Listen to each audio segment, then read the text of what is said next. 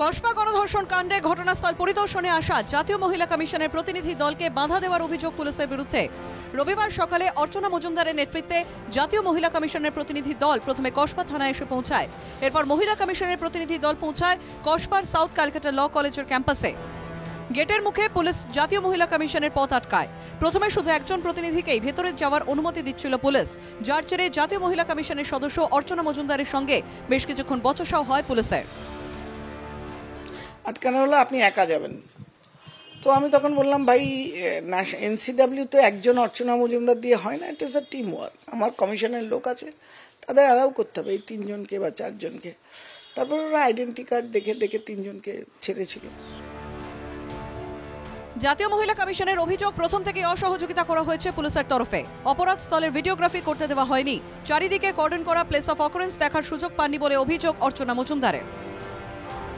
এনসিডাব্লিউর ইতিহাসে সারা ভারতবর্ষে এরকম ঘটনা আছে কিনা জানি না, পুলিশ নন কমপ্লায়েন্স। জাতীয় মহিলা কমিশন যদি মনে করে যে রাজনীতি করবেন, অর্চনা দেবী যদি মনে করে একটা হই হট্টগোল করবেন, এটা হই হট্টগোল করার জায়গা নয়। এদিকে শুক্রবারের পর শনিবারও নির্যাতিতা এবং তার পরিবারের সঙ্গে দেখা করতে পারেনি জাতীয় মহিলা কমিশনের সদস্যরা। প্রথম দিন ঘটনার পুনর্নির্মাণ করা হয়েছিল বলে নির্যাতিতার সঙ্গে দেখা করানো হয়নি কমিশনের সদস্যদের। শনিবার নির্যাতিতা কোথায় রয়েছেন সেটাই নাকি জানানো হয়নি মহিলা কমিশনকে। এনসিডাব্লিউ সদস্য অর্চনা মজুমদারের অভিযোগ, ইচ্ছে করেই নির্যাতিতা কিংবা তার পরিবারের সঙ্গে দেখা করতে দিচ্ছে না পুলিশ। যদিও দেখা করার বদলে ফোনে কথা বলতেই বেশি স্বাচ্ছন্দ্য বোধ করছেন বলে জানিয়েছেন নির্যাতিতার পরিবারই। 12:30টায় ছেড়ে দিয়েছে আমার পুলিশ, তারপরে কোথায় লুকিয়েছে। তো দুটোর মধ্যে একটা নিশ্চয়ই উনি সত্যিই জানেন না, মেয়েটি পালিয়ে গেছে, লুকিয়ে গেছে। এবং সেক্ষেত্রে আমি বলবো দায়িত্বজ্ঞানহীন পুলিশ, দায়বদ্ধতা নেই। অল্টারনেট অপশন হলো উনি আমার সঙ্গে অসত্য কথা বলেছেন। ন্যাশনাল ওমেন কমিশনের সাথে যোগাযোগ করেছেন? আমরা করিনি, আমাদের ফোন করেছিল, আমরা বলে দিয়েছি।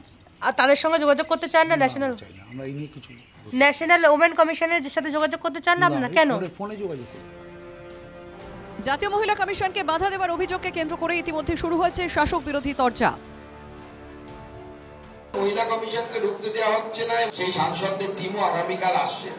আমারও বিশ্বাস তাদেরকেও ঢুকতে দেওয়া হবে না। উদ্দেশ্য হচ্ছে যেন তেন প্রকারেণ ধামাচাপা দেওয়া, প্রমাণ লোপাট করা। কিন্তু এখানেই জাতীয় মহিলা কমিশন আসে আর অন্যত্র যায় না। এই যে উড়িষ্যায় 10 দিনে 5টা নারী নির্যাতনের ঘটনা ঘটল, আমরা কোনো ফ্যাক্ট ফাইন্ডিং টিমকেও দেখলাম না, জাতীয় মহিলা কমিশনকেও দেখলাম না।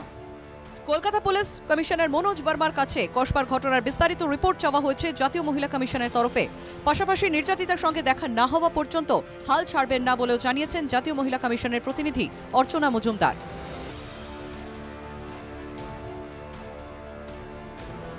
Bureau report, NKTV Bangla.